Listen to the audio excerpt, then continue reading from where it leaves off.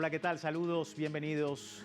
El dibujo, a menudo considerado simplemente una actividad recreativa, es usado también como una herramienta poderosa para el desarrollo de la inteligencia en múltiples dimensiones.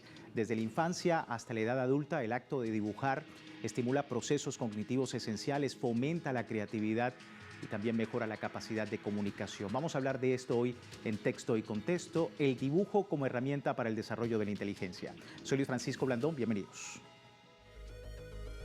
Especialistas en el desarrollo de la inteligencia artificial afirman que el dibujo es una herramienta eficaz para mejorar las facultades cognitivas y los procesos de evolución intelectual. Además, incrementa las habilidades de desarrollo motor físico y en algunos casos previene dificultades de aprendizaje.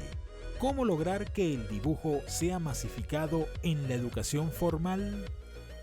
Ahí teníamos el perfil de nuestro programa en Texto y Contexto. Vamos de inmediato a presentar a nuestros invitados expertos en la materia. Me acompaña en primera instancia Miguel Ángel Cruz. Él es artista plástico, dibujante y docente. Muchísimas gracias por tu tiempo, Miguel Ángel, con nosotros. También Edgar Guerrero. Él es artista plástico, pintor, muralista y dibujante. Muchísimas gracias por tu tiempo, Edgar, con la audiencia latinoamericana. No menos importante, Ángela Fernández, artista plástico y autodidacta. Gracias por tu tiempo, por estar con nosotros y poder entender este escenario. Y quería empezar precisamente con este tema del desarrollo cognitivo y lo que es el dibujo, ¿no?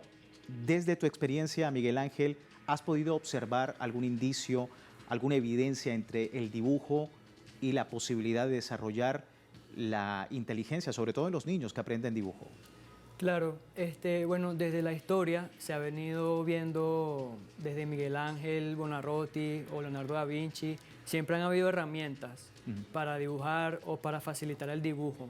Y esta herramienta que es la inteligencia artificial no es distinta, es una herramienta más que como artistas siento que es como un deber o podría ser un derecho que debemos aprender. Para los niños también, ellos saben mucho de tecnología y les facilitaría bastante el tema de anatomía o estructura base, composición y todo eso. El mero hecho de dibujar, es decir, agarrar un lápiz y poder trazar líneas desde algún punto de vista cognitivo, ¿es importante, lo ves de esa manera, o es necesario que se siga adelante con la tecnología quitando el lápiz y el papel? No, ya de por sí, de repente la naturaleza humana siempre es importante porque el niño siempre nace dibujando. Incluso cuando estamos bebés, o como dicen por ahí coloquialmente, todos nacemos dibujando. Todos queremos dibujar, los bebés siempre dibujan, rayan las paredes. Y entonces creo que es una necesidad que pide el cuerpo dibujar. Pero se puede adherir a eso la herramienta como tal, que es la de inteligencia, pero sin dejar los fundamentos del dibujo, que son muy importantes.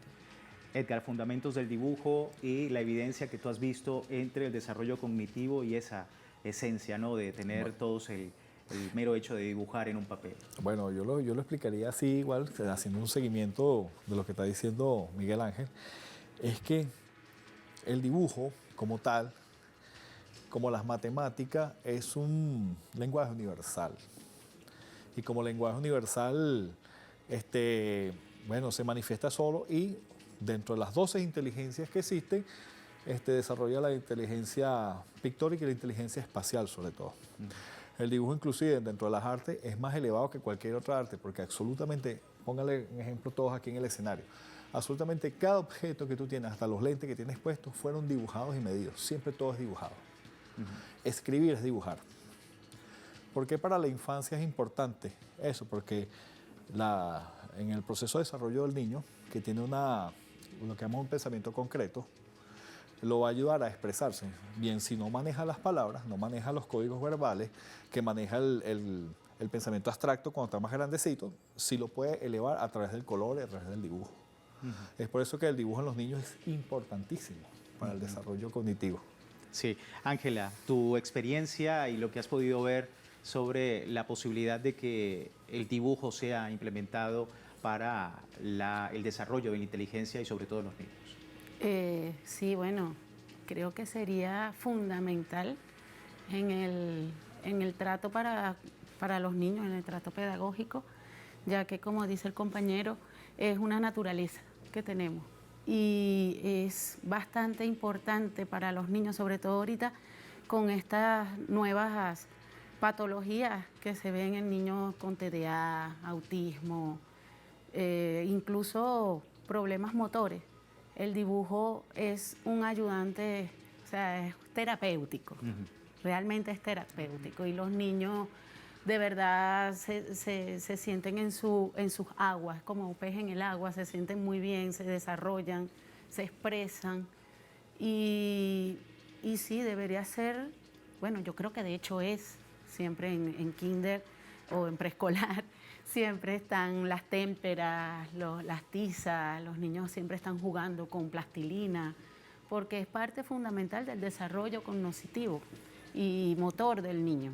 De allí se plantean las ideas, surgen las ideas de crear cosas, Sí. simplemente de dibujar. Si un niño, por ejemplo, tiene el potencial para la matemática, para la física, ¿el dibujo pudiese ayudar de alguna manera a elevar un poco más ese potencial, Miguel Ángel? Sí, de alguna manera sí, porque fíjate que incluso, bueno, no sé muy bien sobre esos temas, pero incluso en arquitectura se utiliza mucho el dibujo. Entonces desconozco algunos otros ámbitos, pero podría imaginar que también se usa como una herramienta, exacto, el dibujo como herramienta. Sí, tu percepción sobre Sí, esto. obviamente en los modelos matemáticos, en la geometría descriptiva es necesario el dibujo, ¿Por qué? porque es una manifestación que no solamente, es como por lo menos, vamos a ponerlo un ejemplo más sencillo, es como cuando se hace el storyboard en el cine. Muchas veces un guión técnico se lee, pero a veces se simplifica simplemente con un dibujo, una escena. ¿Ves? Por ejemplo, un primer plano, ¿no? Eso está dibujado. Entonces, por lo menos la persona, para no estar leyendo mucho, ya sabe. Con el dibujo ya simplificado, el dibujo como un lenguaje es totalmente universal y se aplica a todos los campos profesionales. En el caso del muralismo, ¿cómo pudiésemos implementarlo a ese desarrollo cognitivo?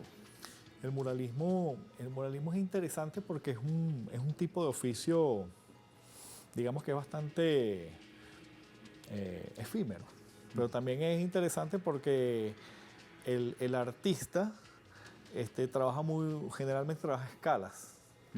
Entonces, escala de superformato, de gran formato, y también hay una comunicación directa verbal entre la parte urbana y entre los ciudadanos a pie. Pues. O sea, el mural como tal es el primer comunicador citadino que tenemos. Sí. O sea, lo primero que vemos en la calle es un mural y eso nos dice, nos habla. Más allá de entrar a una galería u otro estrato que son un poco más formales o digamos más intimistas, en la calle las paredes hablan. Entonces es una responsabilidad dentro de la inteligencia del artista poder comunicar, transmitir a través del mural, a través del dibujo, a través del color, todas esas imágenes necesarias para que la gente vea en qué contexto vive. Sí. Por eso es que el muralismo como tal tiene una esencia bastante elevada y de importancia social. Sí.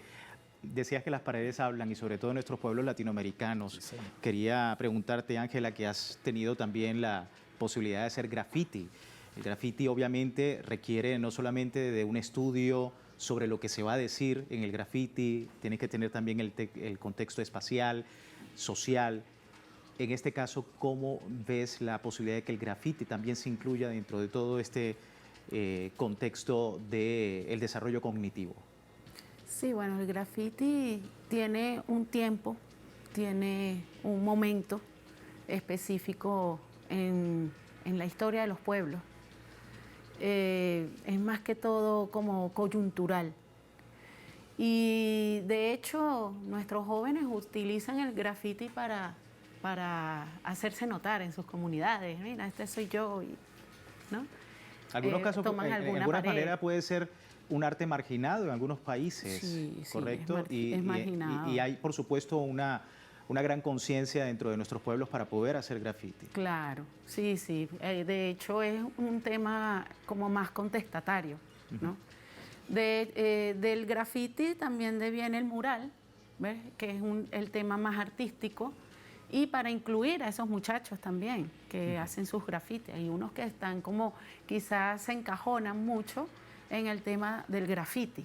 Sin embargo, en nuestro país que vemos las paredes con grafitis, no nos dicen mucho, más allá de que hay un buen diseño y lo que uno siempre escucha es, no sé qué dice ahí la gente, ¿no? Habla, no sé qué dice ahí. Entonces, el problema podría ser que toman una pared para poner un graffiti, que no dice mucho.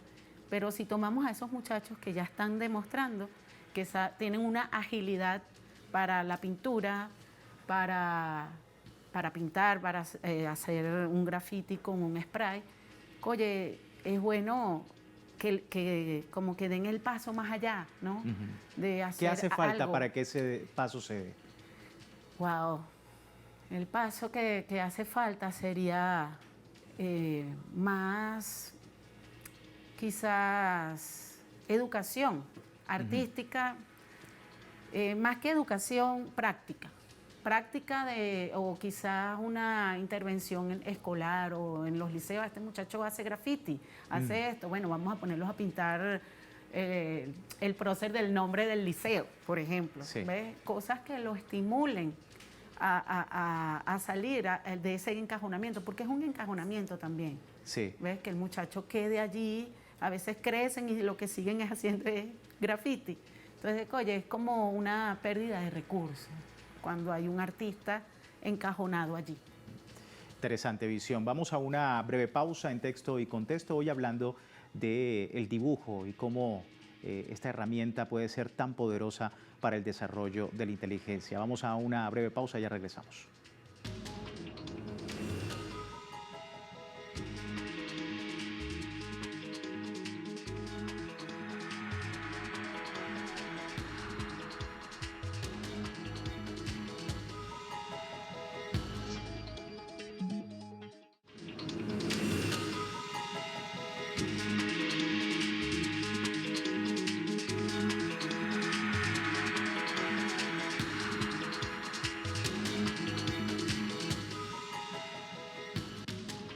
Gracias por seguirnos en Texto y Contexto, hoy hablando del apasionante mundo del dibujo y de qué manera se ha convertido en una herramienta importante para el desarrollo de la inteligencia, sobre todo en los niños que siempre, decía uno de nuestros invitados, nacen, crecen con esa capacidad de poder dibujar, de poder pintar, de poder expresarse, ¿no?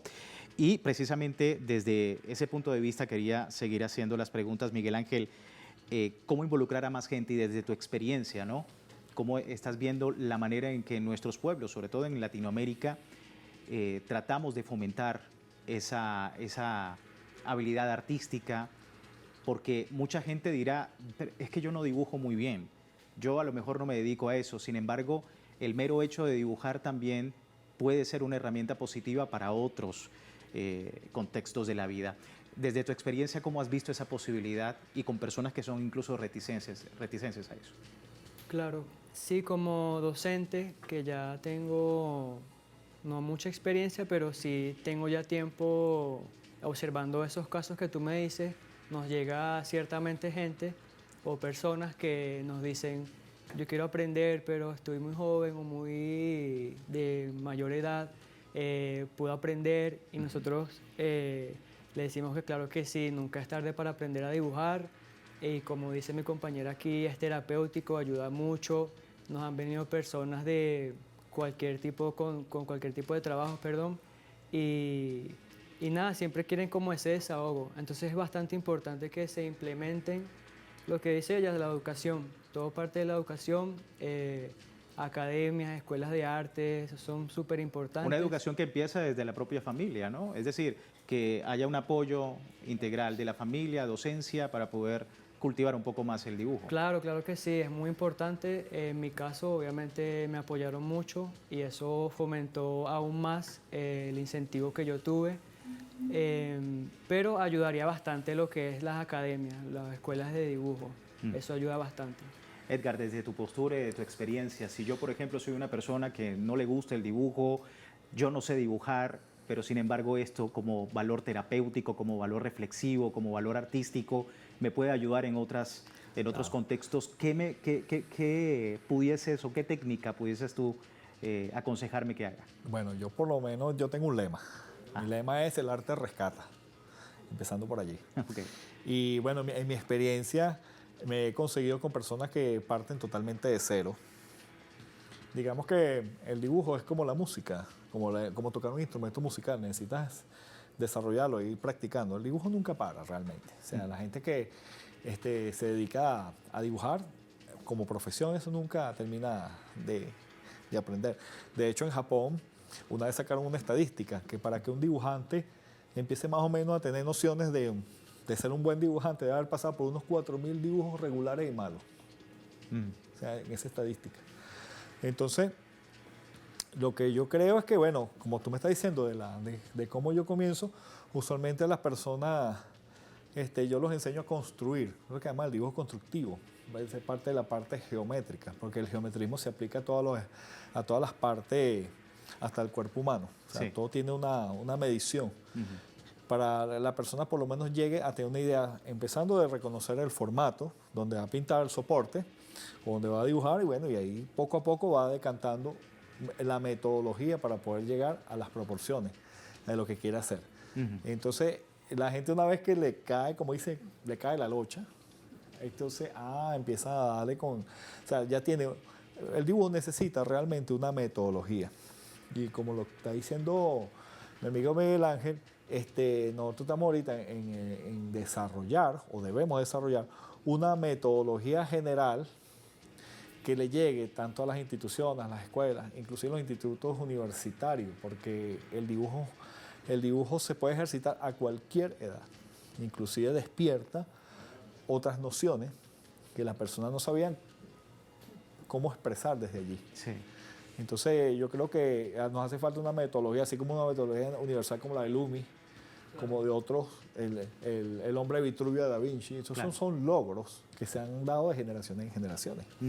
Y entonces nosotros ahorita tenemos que desarrollar, partiendo de una propuesta sociocultural, que eso llegue a todas las instituciones. Como por ejemplo, así como llegó el sistema de orquesta, así debería llegar un sistema artístico de dibujo a través de todas las instituciones, de manera que la gente pueda accesar también al dibujo como una herramienta universal para el aprendizaje y descripción de su propio entorno, de sí mismo. Sí. En tu caso, quería preguntarte, Ángela, tú has sido autodidacta, ¿no? Y Sí. desde esa experiencia, ¿cómo ves también involucrar a más gente al dibujo? Bueno, sí, todo el mundo puede acceder al dibujo. Sin embargo, siempre es mejor tener en cuenta a los que ya de por sí demuestran esa facilidad. Porque pasa que a veces hay personas que participan porque de repente no tienen otra cosa que hacer. Pero realmente a la hora de aplicar la pintura en un mural o vamos a hablar más que todo en un mural, se quedan como que porque no les da miedo, no se atreven, y entonces a veces terminan o siendo una molestia o, ¿sabes? De alguna u otra manera es mejor siempre, no con el sentido de excluir, sino con el sentido de incluir a las personas, pero siempre buscar esas personas que están llamadas por el dibujo. ¿Ves? Es difícil, pero por lo menos hay una naturaleza. Existe una naturaleza. Tú no vas a, por ejemplo, un muchacho que está más inclinado hacia los números, hacia la ciencia, o hacia el deporte, se va a fastidiar haciendo un mural, porque no se va a encontrar allí. Entonces, por más que uno intente incluir a mucha gente, no todo el mundo se va a sentir incluido, porque van a preguntarse, ¿qué hago aquí? ¿Y cómo es el papel, por ejemplo, de las redes sociales? Yo he visto, por ejemplo, personas que, como te digo, pueden ser matemáticos, pueden ser, digamos, muy expertos en otras materias. Sin embargo, ven a alguien tocando guitarra o enseñando lo básico, les acerca un poco más. ¿Cómo es el papel de los medios y las redes sociales en ese sentido? Tú que eres autodidacta, por supuesto, has tenido esa experiencia de que pudiésemos acercar a más personas a través de redes sociales, viendo a alguien simplemente haciendo un trazo. Oye, se puede, por ahí puedo empezar. Sí, por ahí se puede empezar. Las redes sociales son una buena herramienta para llamar a esos individuos que se sienten llamados pues por el arte. Porque, o que yo siempre quise pintar, o yo que me gusta Yo estoy en clase y me pongo a hacer muñequitos. Esas personas que están por allí, ¿Cuál es el consejo que tú le ofreces a una persona que quiere empezar con esto? que lo intente. Primero que nada, que lo intente. No, que yo hago el dibujo feo, bueno, pero sigue haciendo dibujos feos. En algún momento lo vas a hacer bonito. Porque siempre es eso, es la constancia, es la perseverancia. Si es lo que te gusta, pues hay que perseverar. Sí. Miguel Ángel, el papel de las redes sociales, ¿cómo lo ves? Bueno, en mi opinión, las redes sociales puede ser un doble filo, sobre todo en este ámbito ¿Por de qué? dibujo, porque pueden ser muy intimidantes. Por lo menos me pasaba en mi experiencia, cuando era mucho más joven, cuando estaba aprendiendo, veía a algún dibujante norteamericano, europeo, y me intimidaba mucho sus dibujos porque decía, no, yo no puedo hacer eso. Y estoy casi seguro que mucha gente le pasa igual. Puede ser muy intimidante ver una pieza gigante, muy bien elaborada, con mucho conocimiento detrás, y se sienten intimidados. Pueden decir, no, yo no hago eso. Nos han llegado personas a la academia que igual, les pasa exactamente igual. Dicen, no, yo no puedo. Y en la academia tenemos una metodología y tenemos unos textos y todos unos libros que dicen principalmente que yo sí puedo dibujar, se llama. Y ahí es donde enseñamos a quitarse como ese filo de las redes sociales. Pero agregando algo positivo a las redes, obviamente es muy importante, muy inspirador y ayuda mucho a fomentar el conocimiento de otras regiones, otras culturas. Es muy importante. Sí. Obstáculos y tu visión también de las redes sociales en todo este tema. Sí, bueno, el muchacho tiene razón en lo que dice, pero nosotros siempre tenemos que tomar el aspecto positivo. Lo digo como una experiencia de repente con los alumnos que he tenido. A veces uno prepara el tema, tutoriales en internet hay los que quieras, Claro. de todos los países, inclusive las temáticas, desde la perspectiva, la anatomía humana, o sea, entonces ya de ahí uno le puede dar el trabajo a los alumnos. O sea, ahorita, en esta etapa del movimiento educativo, hay tanta información que hoy en día a nosotros nos costaba antes conseguir un libro, un texto bueno de dibujo, un buen tratado, o sea, tenía su dificultad. Ahorita bajas PDF si te da la gana, tienes el YouTube, tienes todo eso. O sea, no es por información. Pero yo creo que el primer componente que debe existir para la motivación tiene que ser psicológico, motivacional. Porque nos hemos dado cuenta de que parte de lo que del analfabetismo funcional que existe no es por falta de información. Ya hoy en día eso lo hemos corroborado. Es por falta de voluntad de las personas de querer hacer lo que tienen que hacer. O sea, de involucrarse. ¿Ve? Entonces, tiene que existir esa parte motivacional. O sea, entonces, usualmente la gente asocia el dibujo como lo hacen los niños. Bueno, sí, es verdad. Qué bueno que volvamos al niño.